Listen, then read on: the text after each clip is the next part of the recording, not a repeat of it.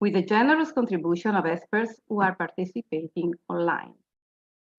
It is an important number for this semester of the Spanish presidency of the European Union, also following the debate of the Conference on the Future of Europe, which we discussed extensively in the book we published last year, Present Future of Europe. It's undoubtedly a notable contribution to the 2024 European election campaign. Allow me to greet the FMA member Cristina Gaya, High Commissioner for Spain's New Language Economy Strategic Project, Hector Casanueva, Alejandro Peinado, who, together with me, collaborated in this publication.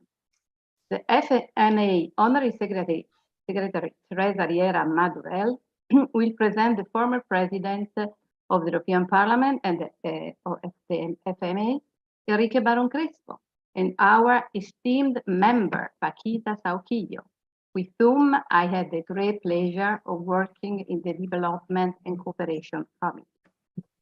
Moreover, Teresa will illustrate issue 148 of the magazine, Tiempo de Paz, which was published this year in Madrid by the NGO Movimiento por la Paz. Afterwards, for Rubik, FMA board member, will coordinate the question and answer session with the online audience. I sincerely thank the Office of the European Parliament in Spain for our fruitful collaboration, and we presented this publication as a preview precisely in the Madrid office last June 27. And therefore, I was particularly pleased to give the floor to the Deputy Head of EPLO Spain, Jürgen Packing.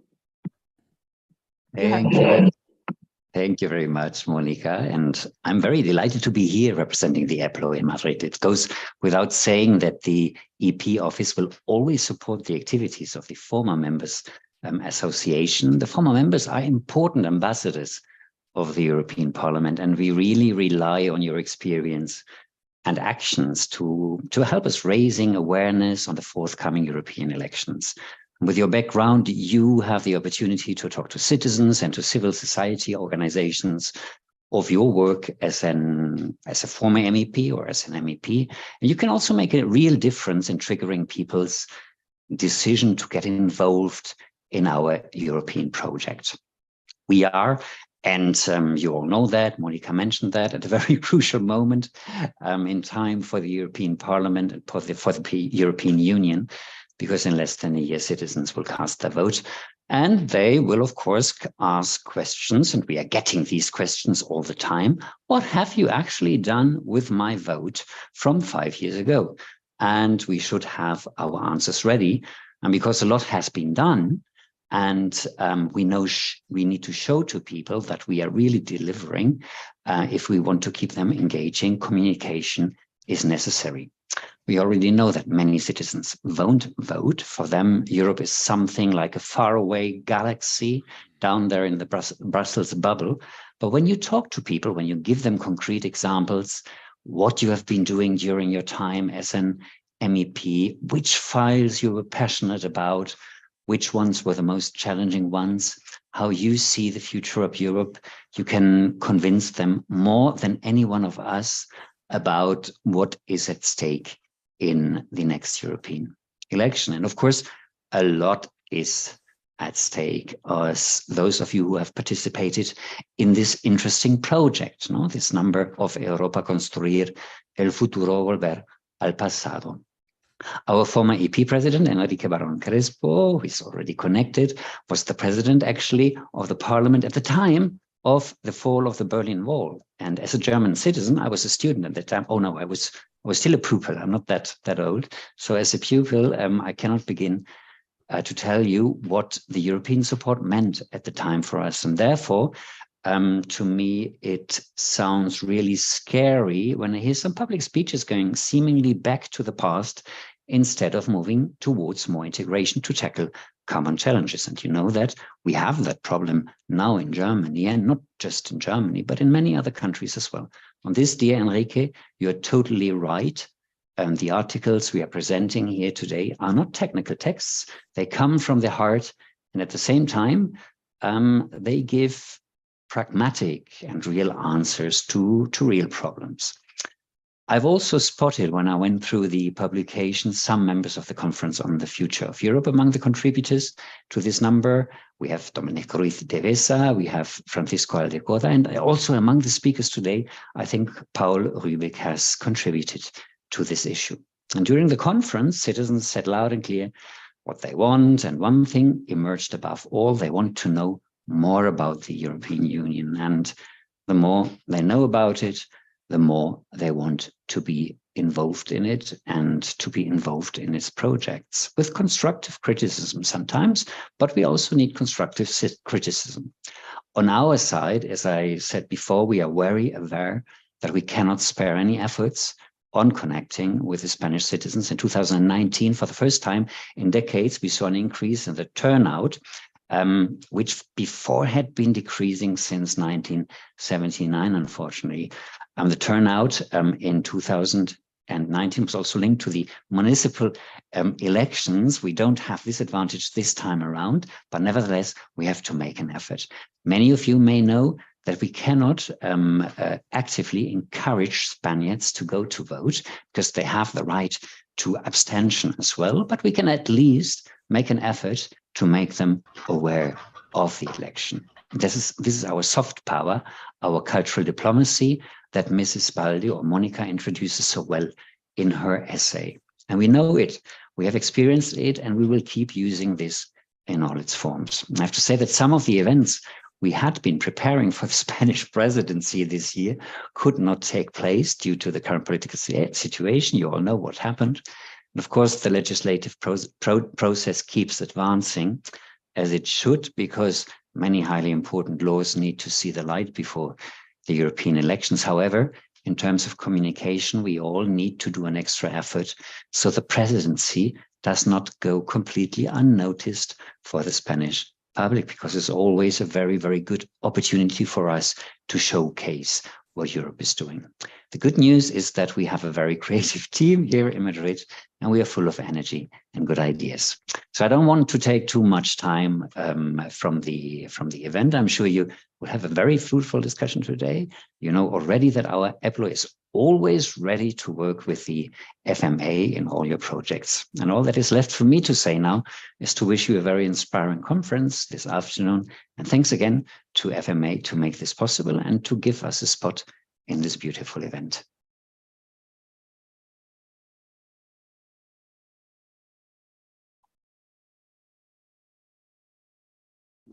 Thank you very much. Teresa Riera Madurell, you have the floor. Oh, thank you very much, dear President, Vice President, dear colleagues and friends. Querida Paca, we call Francisca Sauquillo, we call Paca Sauquillo. Thank you very much, Monica. It is for me a great pleasure to carry out the task that you have asked me to do in this Librorum, which is to speak for a few minutes about my admired and dear friend since many years, Paca Sauquillo, and the huge work that she has been developing during her life. Honestly, I really have the feeling that I know Paca since all my life. When I arrived at the university, she was already a very well-known labor lawyer in Madrid. In 1907, she had created one of the first labor law firms from where she defended students, workers, politicians, and trade unionists during the dictatorship. I remember that Paca was highly admired for her courage in defending rights and freedoms, and also she was a reference, especially for women, for her work in favor of women's rights, gender equality, and for her courageous work for the recovery of democracy in Spain. At that time, Paca was strongly linked to movements and that were fighting against dictatorship in hiding. At the beginning of the democracy in our country, she was candidate in the first regional elections, so that in 1983, she was elected member of the Assembly of Madrid, the regional parliament of Madrid.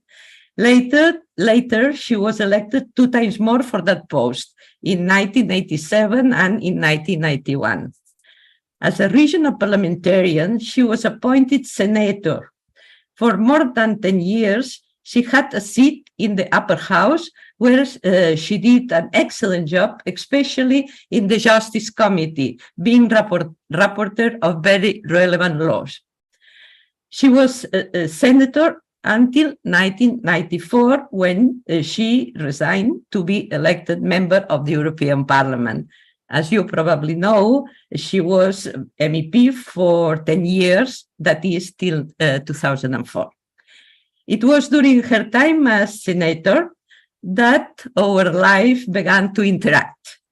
I remember Paca in an exciting visit that we made in 1992 to Zimbabwe as part of the Spanish delegation to participate in the 5th Conference of Women Parliamentarians for Peace. Paca was the head of the delegation. But that time, she was already president of the MPDL, the Movement for Peace, Disarmament and Freedom, which, as you know, all of you know, is the NGO that she created in 1983 to work for democracy, human rights, equality, solidarity, and for promoting the education for peace all over the world. Paca was already an experienced parliamentarian in international cooperation, and I remember how much I learned from Paca during that trip and in many other occasions where I had the opportunity to work and to listen to her. I remember Paca explaining that peace is much more than the absence of war.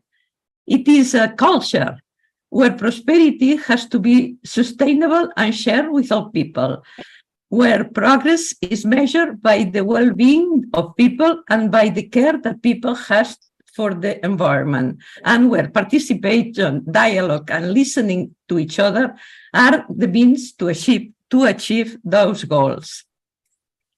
But what it makes working with Paca extremely attractive is that she is not only a brilliant speaker defending his positions with passion, the principles and the values in which she strongly believes, but she is mainly a person of action. With Paca, you not only talk about problems, you have to find the solution to them. I remember, for instance, in Zimbabwe, that we not only attend the conference, we deliver some sanitary instruments for hospitals to the Minister of Health that we have bought from our country. We visited hospitals where women gave birth. We visited villages in remote areas to see firsthand how people live. With our ambassador, we visited a convent where some Spanish nuns were living. Probably they were at that time the only Spanish citizen in Zimbabwe. And we visited an exhibition of local artists, and to support them, we bought some sculptures that we were carrying as a baby in our trip back to Spain. I still enjoy one of them at home. There are many moments in my political life that I have been with Paca, and many interesting things that I could mention, but there is not enough time for it. Maybe just to point out that in 1997, I also had the pleasure to working together with Paca, being both members of the Federal Executive Committee of our party at the time when Joaquin Almunia, our former commissioner, that all of you know very well, was the leader of the party. Paca has always been a person of action, optimistic, who works intensively to solve any problem, and full of ideas and proposals. She knows how to get anyone involved. And at the same time, she never says no to anything you may ask her. All the time, she is participating in conferences, seminars, giving talks everywhere in the world. We had a good common friend that once said, Paca is divine. as she can be, always everywhere. You have just to go to the website of the NGO to see how much the MPDL has done since the creation in 1983, that is during the 40 years of existence. PACA was also president of Solidarity, as you know, the European Network of Civil Society Organizations working for human rights, peace, and social justice. And I think she's still a member of the board. In 1984, Tiempo de Paz, the publication we are presenting today, came out for the first time. I like to remind that its first issue publishes the manifesto of Bertrand Russell and Albert Einstein against nuclear war. Since then, it comes out regularly on a quarterly basis. The monography presented today in relation to the future of Europe is its number 148. And the title, as you know, is Europe Building the Future or Going Back to the Past. It has been coordinated, as you, Monica, says, is by President Enrique Barón, and counts with the participation of eminent experts on European issues. Some of them are here today. Monica, you have already mentioned. I don't say anything else about that because President Barón is going to talk next about the content. But let me finish now just briefly mentioning one thing more. Along her intensive life, Vaca Sauquillo has received many awards in recognition of her work. The Women of Europe Award in 1993, Progressive Women Federation Award in 1996, the Silver Rose in 2006, the Human Rights Award in 2016, among many others.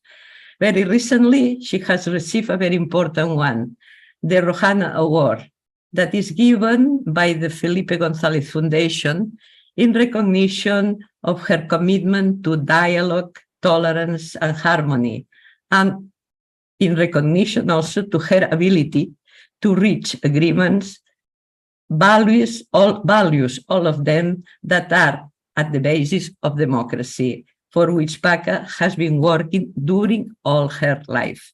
Thank you very much, PACA, and thank you very much to all of you for your attention. Thank you to you, Teresa. Really, and now for me, it's a great honor to give the floor to who wants this fantastic number and everything. I mean, to Paquita Sauquillo. Enrique, ¿no? ¿O yo? No. Ok. Le premier, merci à mon amie Teresa Riera, és una amiga. Bonjour, chers amis. En tant qu'éditeur du magasin Time for Peace, publié pour la première fois en 1984, j'ai le plaisir de vous présenter aujourd'hui le numéro 148, intitulé Un nouveau cycle politique européen, coordonné par mon collègue député et ami européen qui présidait le Parlement européen lorsque j'étais député européen dans les années 1990. Ce numéro que nous présentons aujourd'hui est consacré à la situation actuelle de l'Europe et aux défis qu'elle doit relever dans le contexte mondial actuel. Je tiens à remercier les auteurs qui ont participé à la préparation de ce numéro et qui ont apporté l'expérience et les connaissances dans différents domaines afin de fournir une vie d'assemblée qui nous aidera à nous tourner vers l'avenir. Certains d'entre eux prendront la parole aujourd'hui au cours de cette session. Héctor Casanova, Alejandro Peinado, Cristina Gallard. Je voudrais remercier les membres de l'association d'anciens députés européens, dont j'ai fait partie, et le nom, la vice-présidente Monica Baldi, une députée européenne que j'ai rencontrée lorsque j'étais député européen et avec qui j'ai partagé le travail au sein de la Commission de développement du Parlement européen et avec qui j'ai partagé un voyage très intéressant en Mauritanie dans le cadre de cette commission. Je pense que Monica recordera. Enfin, je voudrais également remercier toutes les personnes qui ont rendu possible cette présentation qui, je l'espère, vous intéressera à tout le monde. Je vous remercie de votre attention et je merci à mon amie Monica, à mon amie Teresa et à toute l'association et à le coordinateur, à Enrique Barón. Merci. Thank you to you, Paquita. And you said, first of all, we have to give the floor to our president, very well known all over the world, Enrique Barón Crespo. To you, you have the floor. Grazie, cara Monica. Well, good afternoon to everybody, and thank you for this opportunity, this Librorum. Let me first explain to you that Paca's family and my family, they were friends. So we know each other since we were children in the Madrid of the 50s. And well, our itineraries, our ways in life have been not parallel. We have been working together for democracy in Spain and for integrating Spain in the, at that time, European community, and well, all along this this process. I would add an information that I think is very useful, is that Paca is not only a lawyer and an activist. Paca has created with their late husband, Jacobo, and some friends, and an NGO that in this moment I think is one of the major NGOs, not only in Spain, but working in I don't know if in the 5 continents, at least in 3. So she's not only a former member. Well, she has, when Paca calls me, I am always ready for the challenge. Then she asked me to coordinate a copy of an edition of the journal, the quarterly, Tiempo de Paz, the time of peace. I accepted, not because it was about the Spanish presidency, but it was the opportunity, and I think it's not a Spanish initiative, it's the opportunity to think not only about our past battles, but about the challenges of the future, and not looking and reflecting at them only about with our own perspective, national, personal, or political one. So I do think that this kind of exercise, we are always talking about the elections, but well, the elections are coming. They are part of political life, but debate, information, and thinking is a part of our endeavor. Já estou a ouvir. Ok, já está bem. Olha, como é que você nasceu tão espertinha? Porto, que is interrupt. Manuel Porto. Porto is very active always. Yeah, no problem. And no, what did I do? It was before, it was looking to the Spanish presidency and taking into account the next European elections. And another element, and I thank Jürgen Föcking about his comments about the falling of the Berlin Wall and our times in the process of creation of the European Union coming from the European community. Well, the question is not only looking to the past. We are now in an European Union that, Jürgen, at that time, we had the borders with the Soviet Union. Now we have a common border with Russia through the Baltic republics.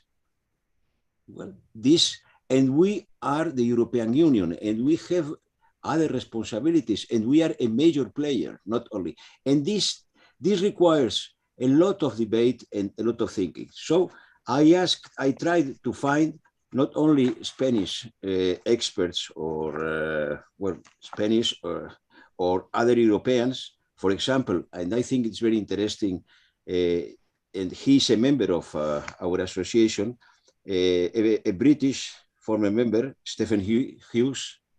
Well, he had the courage to write an article about the reversibility of Brexit. Well, this is interesting, and you need to be brave to write about this. I asked the former secretary of the Foundation for the Progressive Europe, Ernst Stetter, to write an article about Germany. Well, Monica is universal, but she's Italian. I have tried to have a French or coming from other parts, not only thinking about our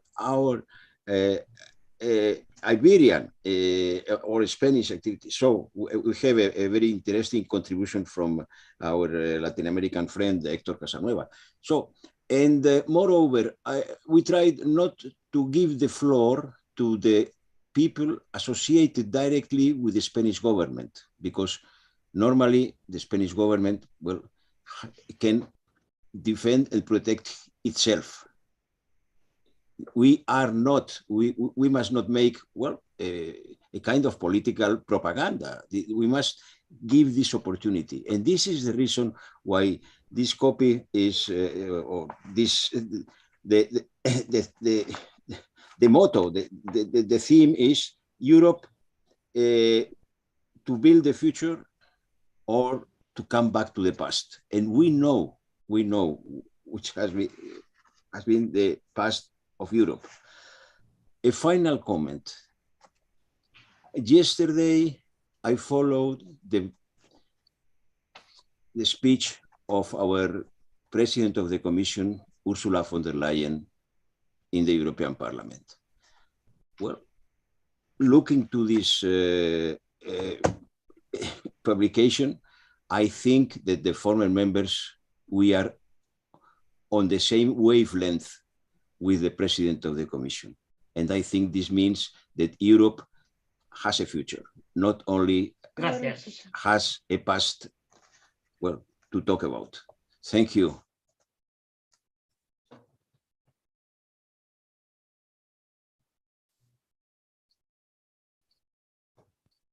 Thank you to you, Enrique. And allow me to recall a very interesting exhibition that I recently saw at the National Library of Madrid, where the skills of the two esteemed, capable young lawyers were displayed.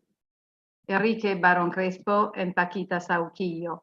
So for me, something very interesting, and I have to say, impressionant, because only two young lawyers, and very interesting. But anyhow, I think, thank you, Enrique, President Barón Crespo. And I want to give the floor, if Cristina Gallac is still there.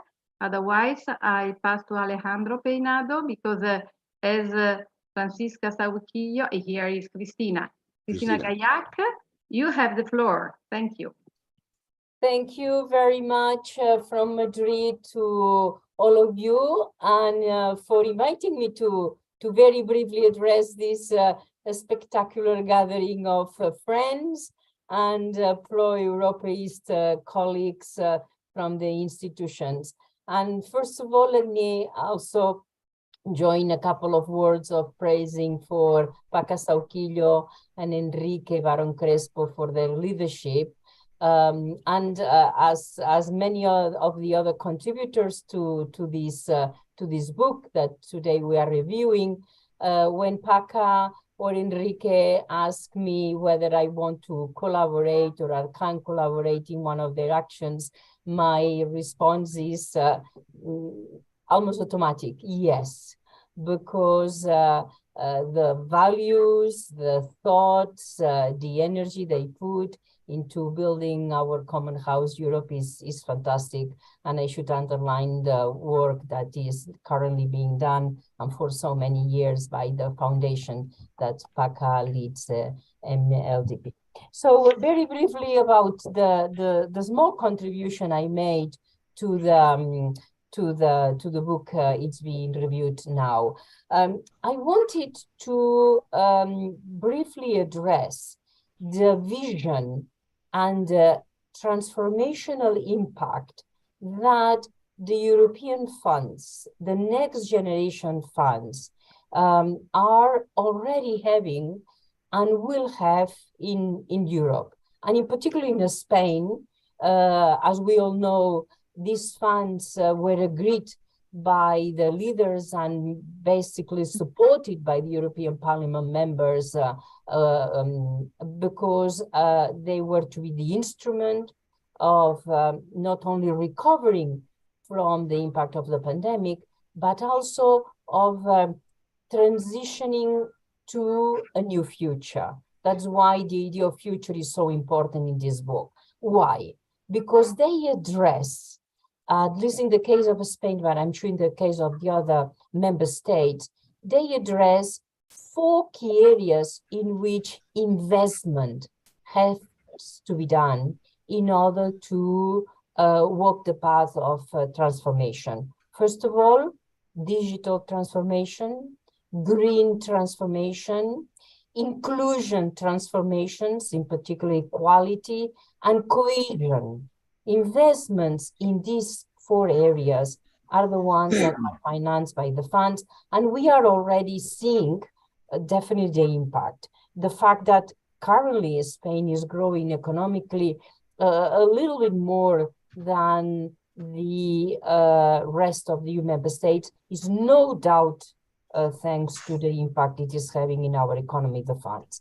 But the other most important part of which I wanted to convey through my contribution to the book that we collectively wrote is the manner in which we change the approach of collectively financing key challenges in Europe. The fact that the funds are drawn from the European Commission energy and decisiveness in the international markets through collective debt is extraordinary impact. And it really paves the way to new ways of financing, collective financing. And definitely it's a milestone in the manner in which our economic union and monetary union is founded. So for me, this path to the future has these key 2 legs. One, the transformations that are needed, which are more complex to finance due to the, of course, COVID, but due to the war, the impact of the war, but now the resources are there. And second, the decision, the collective decision to draw the funds in a different manner and to collectively advance through a new step of our common European common economy. So in summary, to my mind, the EU Next Generations is a game changer in terms of transformations and in terms in which Europe is being constructed. And it, for me, underlines once again, the key word that keeps us together, which is solidarity. The solidarity which is at the foundation of the European Union is at the center of the shaping and the structuring of the European Next Generation funds. Definitely is the best service we can pay to the new generations, to the next generations, and ensuring that the resources, in the case of Spain, we have never received the amount of resources that we are now regularly receiving, do force us to a very severe, strict, and transparent means of spending this collective effort. Thanks very much, colleagues, for allowing me to say a few words about my contribution. Congratulations for the work your organization does to keep Europe moving on. Thank you. Thank you very much, Cristina. For us, as you know, you are somebody special in our association. We take care of you a lot. So now for me, it's a great pleasure to give the floor to Professor Héctor Casanueva. And after Cristina Gaillac, perfect, because he's going to speak about Latin America and Europe. So you know very well this issue, Cristina. So we give the floor to Professor Casanueva. Thank you very much.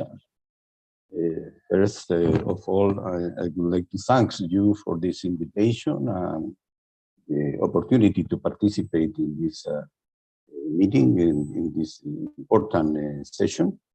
And I would like to give a cordial greeting to Paquita Sauquillo, to President Enrique Barón, to Teresa Rodriguez, and all of you. Thank you very much for the invitation. My contribution to this book has to do with the relationship between the European Union and the Global South. And this is a very, from my point of view, very important issue, because I believe, and I think you will share with me this view, the future of the European Union is no longer depends on itself, but to choose it strategic alliances well. And in this sense, I think the European Union strategy global alliance to ensure its future requires those regions and groups of countries with which it is natural and possible to share interests and values and visions of the new globalization and build a common future. Not all countries in the so-called Global South meet these characteristics of compatibility of interests and values with the European Union. The diversity and heterogeneity of the group is a fact, and therefore the strategic relations, political, economic, and cooperation that can be established by the European Union must necessarily be differentiated, not only between regions, Asia, Africa, Latin America, and the Caribbean, with different and even dissimilar history, culture, realities, and challenges, but within the regions themselves. In Asia, India is not the same as China, or Vietnam as Singapore, or South Korea as North Korea or Malaysia. In Africa, the North, Center, and South, or Nigeria, are not the same as Kenya or South Africa. The recent BRICS summit, for example, is an example that not all countries in the Global South can be considered strategic allies of the European Union. India is not the same as China, I said that, nor Brazil, Russia, Argentina, as Iran. The proposals to expand the group to Argentina, Iran, and Saudi Arabia demonstrated. So the strategic relations of the European Union with the countries of the Global South must be differentiated given the heterogeneity. The European Council report, Forward Look 2023, published on January of this year by the Space Service, concludes that long-term global trends, such as the global fragmentation, polarization of society, evolving economic models, and pressing environmental challenges, have accelerated, especially in the wake of the Russian invasion of Ukraine. According to the Council, the European Union is witnessing the beginning of the new era, with challenges and opportunities, which may require a profound re-evaluation of the European model. In particular, it points out that the 7 challenges already visualized in 2022 generate 4 consequences for 2023 and beyond: shortage of food, materials and energy, social pressures, militarization of interdependencies, and the need to preserve the international influence of the European Union. What flows from what the Council proposed, in line with the reports and results of the ESPA's conference of 21 and 2022, is the systemic nature of the challenges and their consequences. And in this sense, we must understand that the need to preserve the international influence of the European Union is an essential component to face the other challenges and consequences. Yesterday's speech by President von der Leyen on the State of the Union contains interesting elements in this sense. Was a very optimistic, but at the same time, a realistic message and vision and approach to the future. This must place open strategy autonomy in the spotlight, as well as fine-tune the strategic compass in regard to its relationship with the world. And we should understand that also it is structured for security and defense. And in this field, the priorities that are indicated in terms of threats, autonomy, and capacity generation assure us of strategic spaces, such as the sea, outer space, cyberspace, and the hybrid components of current wars, must necessarily be articulated with the priority of an open strategic autonomy, since security threats can also be commercial, technological, and productive. For example, where to place Latin America in the order of priorities of the strategic compass does not appear yet. Only the African Union and ASEAN appears. Does it mean that, according to the European Union, Latin America is irrelevant for these purposes? Perhaps it is in terms of the current threat to Europe's security, but it certainly is not in a prospective view. If we consider, for example, that the double ecological and digital transition of the European Union generates a growing demand for products with large reserves and productive capacity precisely in Latin America. In this sense, the recent CELAC European Union Summit can be a starting point for this strategic approach of the European Union and also Latin America. That it has been held is already a success after 8 years of interruptions. But its results, judging by the final declaration, cannot be considered entirely successful. But there are components of the consensus which can be the beginning of the 21st century model strategic relationship, with the commitment to jointly address global challenges and opportunities, and from the European perspective, ensure an alliance with global impact with the region which is clear and possible to share interests and values. Finally, I want to mention that there are 2 moments this semester during the Spanish presidency of the European Union, which can serve for a future strategy for the European Union.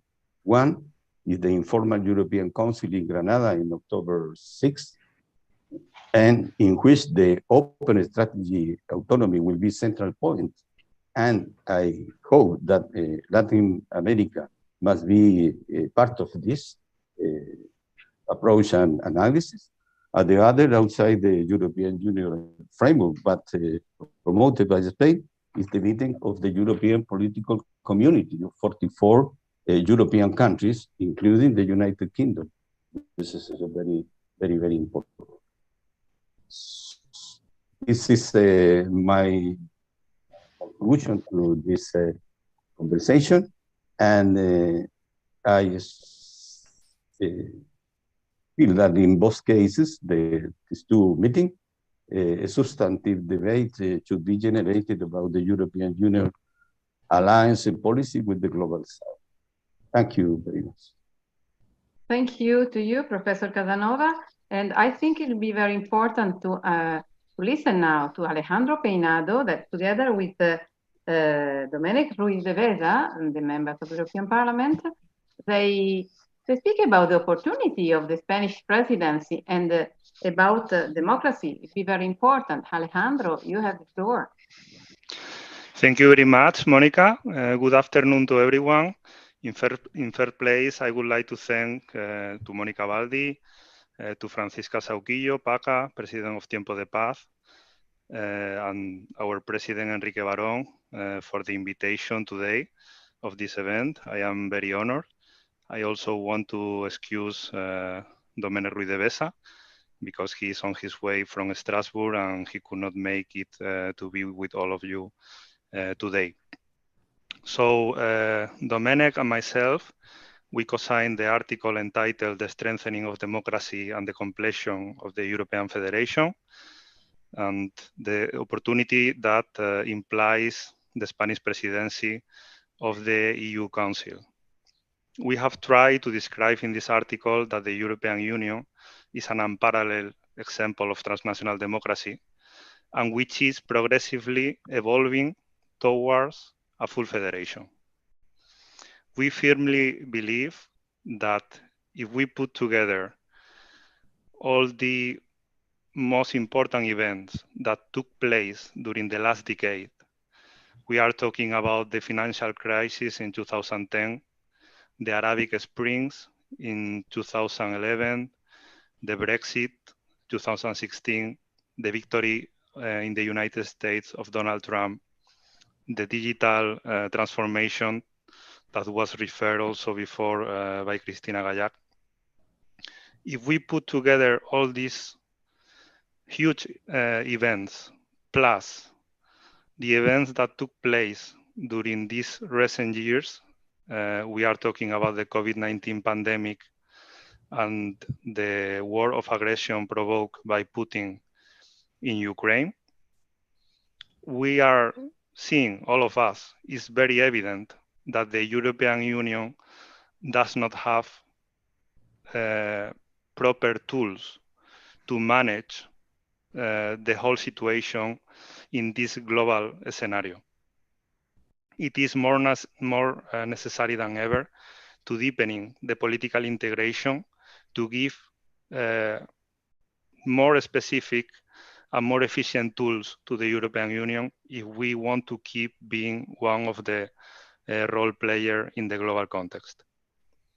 So we also believe that the Spanish presidency that started last July 2023 will play a very important role because our presidency at that moment is very timely, is the last council presidency in practical terms in this ninth term of the European institutions, because then we will have the Belgian presidency, but most of the files will be agreed by that time, and the Belgian presidency should focus on the organization of the European elections.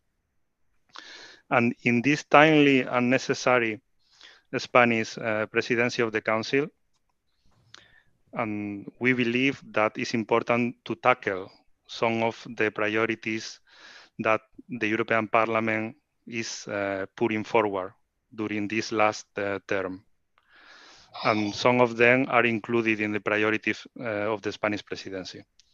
We are, for example, meaning a political agreement in the Council on the transnational list and the new European electoral law.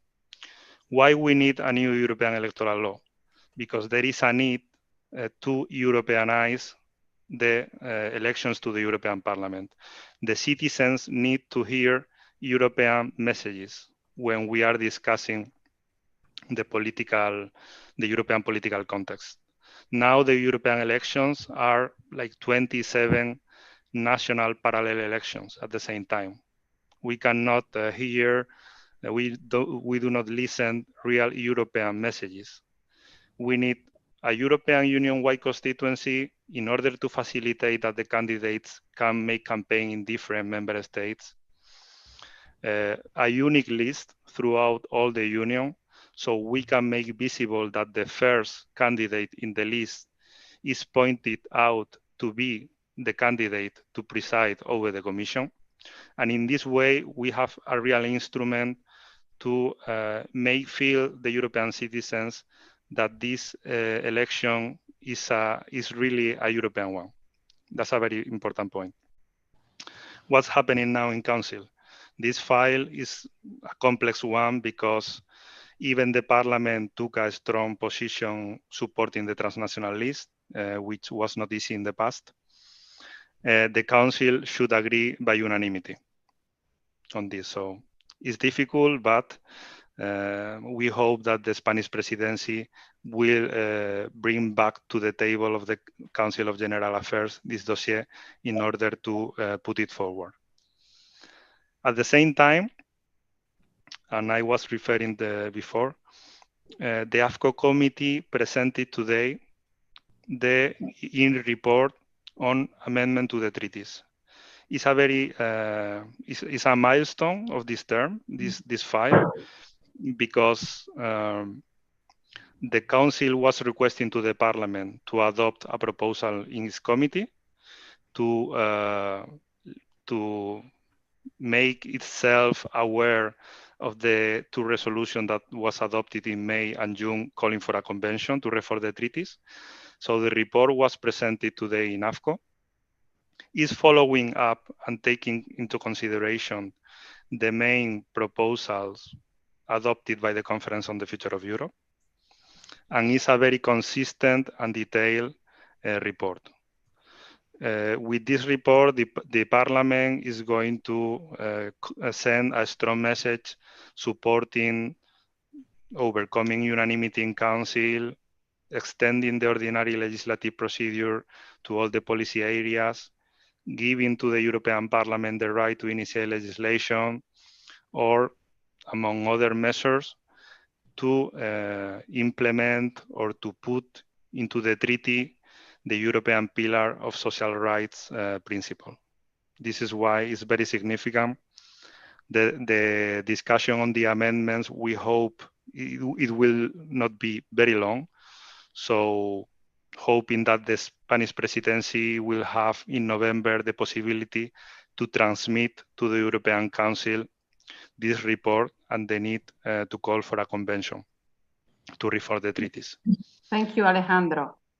Can I finish very briefly? A few minutes. Or I am extending. Few seconds. Okay, I am finishing because maybe I was extending myself too much, but No. just wanted to pencil the main points of this article and our priorities. Of course, we are supporting the idea of overcoming unanimity in foreign policy, the reforms needed in the economic legislative framework. We need to make permanent the European Recovery Plan, and the Spanish government was the first in launching the European Marshall Plan before the Franco-German proposal.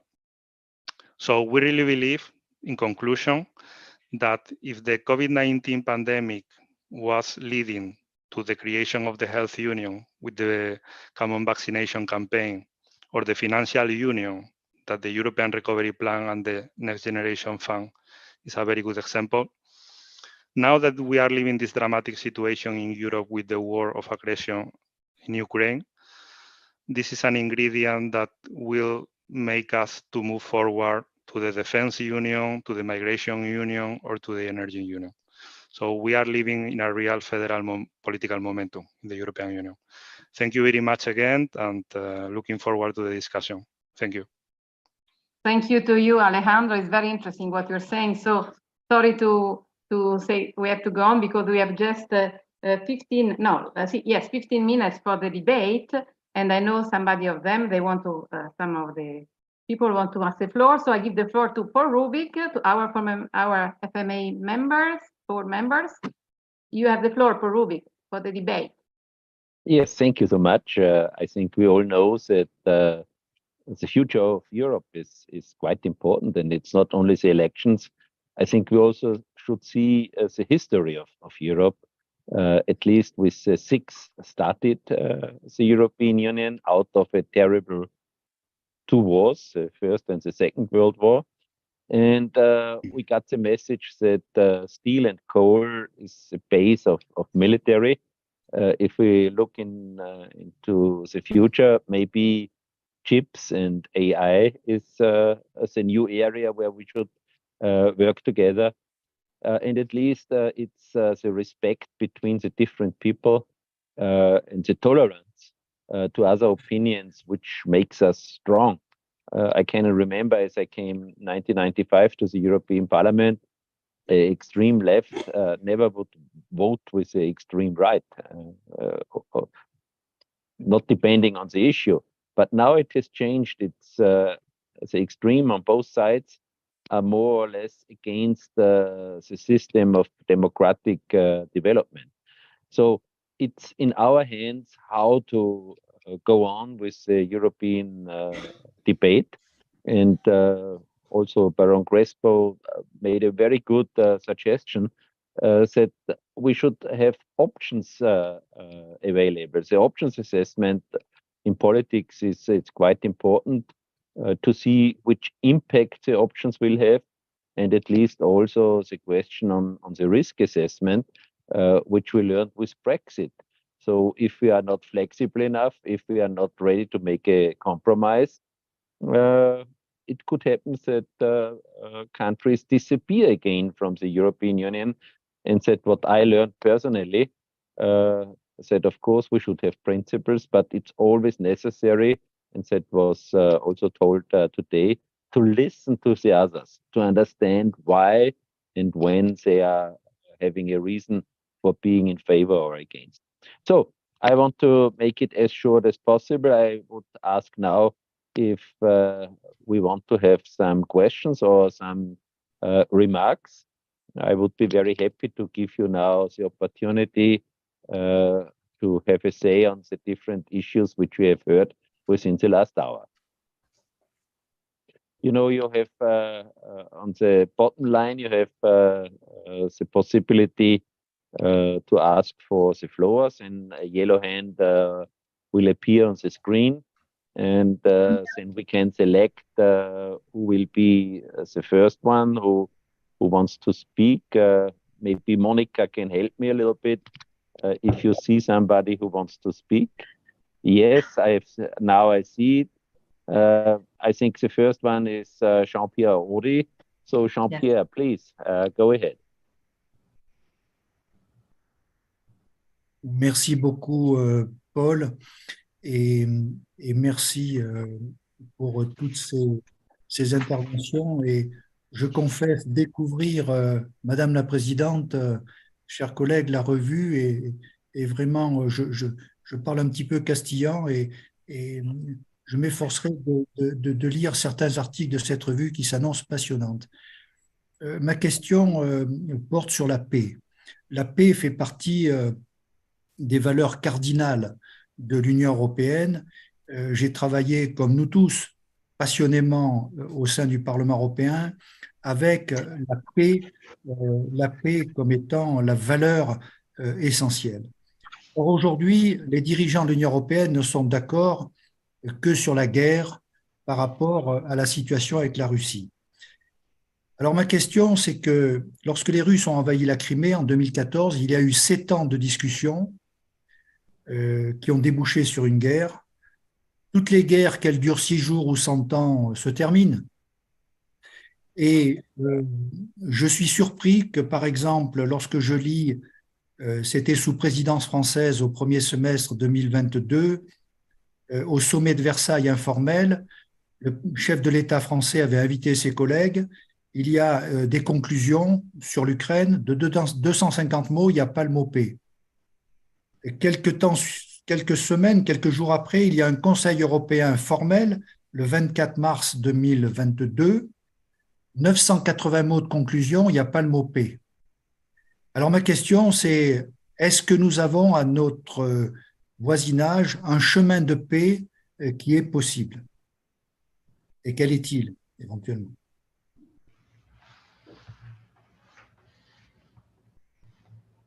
Yes, thank you, Jean-Pierre. I would suggest that we take 3 questions at one and then gives the opportunity to come back.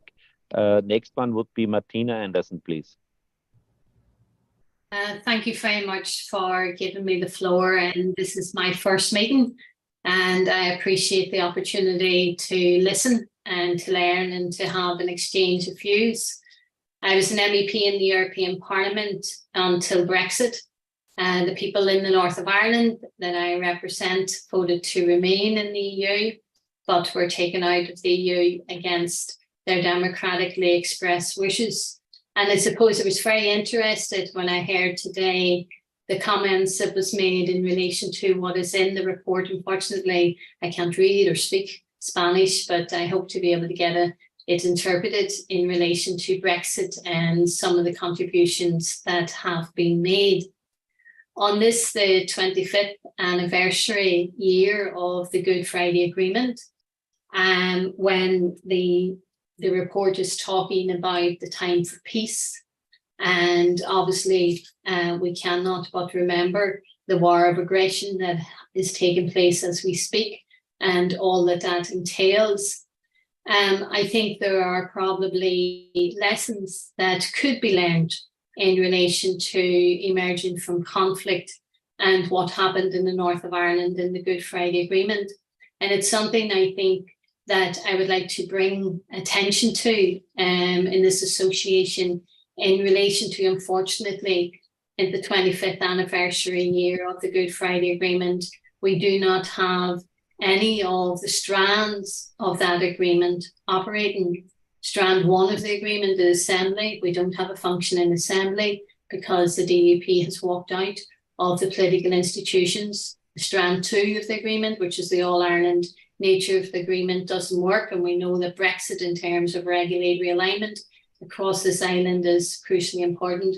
And then Strand 3, there is tension in the East-West, and you can hear that in some of the commentary that takes place in terms of the British government almost chastising an Irish Taoiseach for raising the case of the big conversation that's taken place in here in Ireland about the constitutional future of Ireland. So whilst I don't have a question, I think when reports like that are being written, I think what's happening here in Ireland, what has happened in the past, the journey that we are on and the contributions that we can make and the role of the EU in assisting us to carefully plan and prepare for constitutional change in Ireland, which I believe will come. And I think experts like yourselves and others could play a vital role in ensuring that the peaceful democratic process that takes place for Ireland going forward and Ireland's place, all of Ireland being in the EU, could be helped by attention being given by people like yourselves and others who are in this forum. So thank you for allowing me to say those few words, and I look forward to getting to know you all better as we work through the time ahead and the years ahead. Thank you. Yes, thank you, Martina. Next one is Lord Kirkhope, please.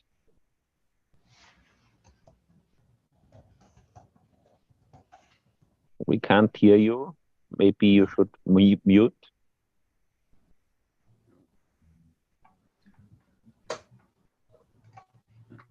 Now he's frozen, I think. Just try it again. Can you hear us? Oh, he's frozen again. So maybe we in the meantime we go to Margarita to Margarita. Are you ready? Can you hear me now? Oh yes, now we can hear you. Can you hear me? Yes. Okay, look, I'm sorry, I won't keep you very long. Paul, I think you're in the International Space Station by the look of your background. I'm talking to you from my home in Yorkshire, and greetings to all my old friends. And my nostalgia extends to a deep yearning that we can find a solution to the future relationships between the third country of the United Kingdom and the European Union.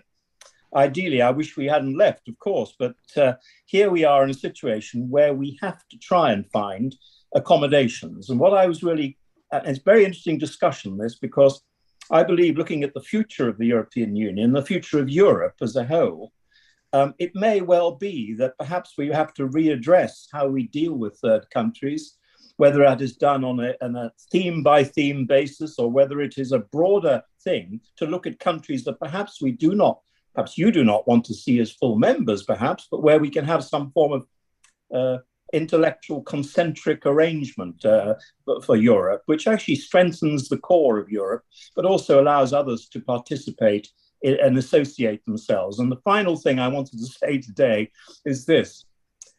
We are now, I'm delighted to hear just today from our government that we are actually now trying to become associated with some very important European projects that some of the more skeptical types got us out of, such as Horizon.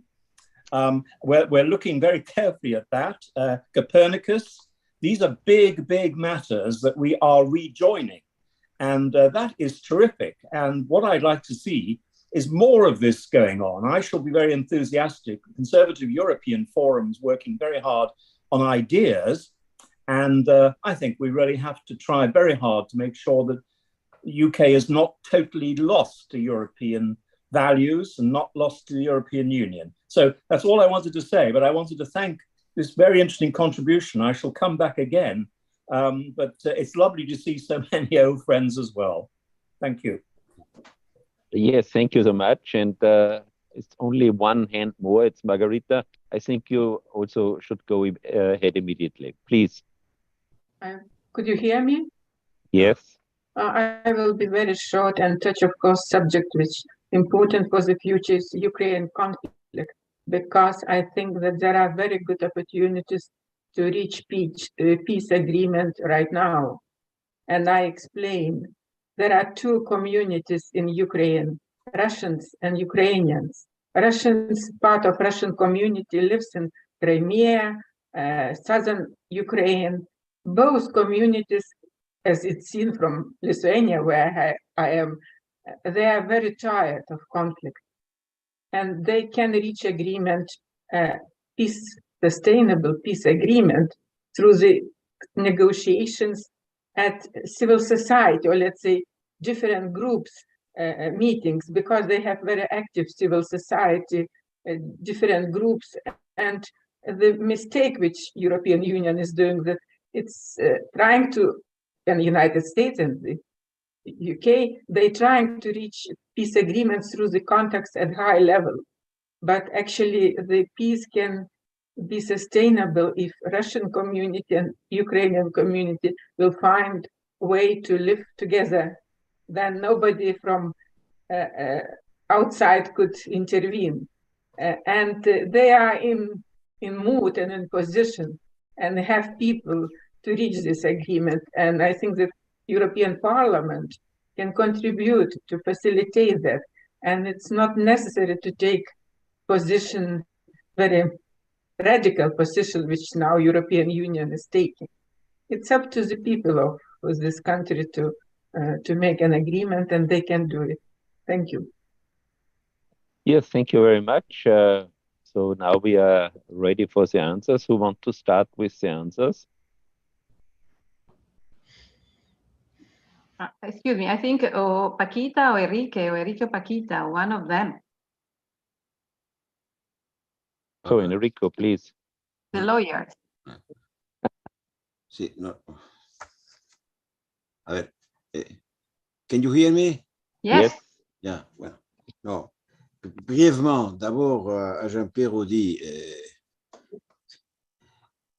évidemment, ce n'est pas le moment pour faire un numéro monographique sur la paix. En tenant compte d'un fait, c'est que la revue s'appelle Tiempo de paz. C'est-à-dire, c'est une revue qui travaille pour la paix comme Pâques a travaillé, et moi, par exemple, à ce moment, à l'Université pour la paix de l'ONU à Costa Rica, non? Un peu de tout le monde. Mais ce n'est pas seulement de mettre une colombe, c'est aussi de dire que, et ça c'est une opinion personnelle, hein, je pense que, et les faits le démontrent, que la vision de Poutine, qui coïncide avec le tsar Alexandre Ier, qui est la Sainte Alliance, est incompatible avec l'existence de l'Union européenne. Donc, pour avoir la paix, il faut trouver une voie qui nous permette de vivre ensemble. Et la proposition, par exemple, qu'a fait hier la présidente von der Leyen, moi, je crois qu'elle est positive et va dans la bonne ligne. Mais enfin, il faut continuer à travailler. And then on the other comments, I would be very brief. I only make a statement is when you give the British or the Irish people the possibility to participate in a debate, they are always ready. This is good for democracy, and you are very, very strong. To Lord Kirkhope, well, personally, I can say we missed you. It's up to you. It's up to you to decide which kind of relationship in the future you want to have with us. But I make a proposal to the current leadership of our former members association, because I think that there are some British members in the board of the former members association. Well, why not to organize a debate on a text with the British members that are full members and that they pay their contribution. They are still with us. So this would be a constructive proposal. And well, on Martina Anderson, well, I think that well, Ireland is a very active member. I am in favor of extending and making possible peace in the future of all the European Union. I stop here and I give the floor to Paca.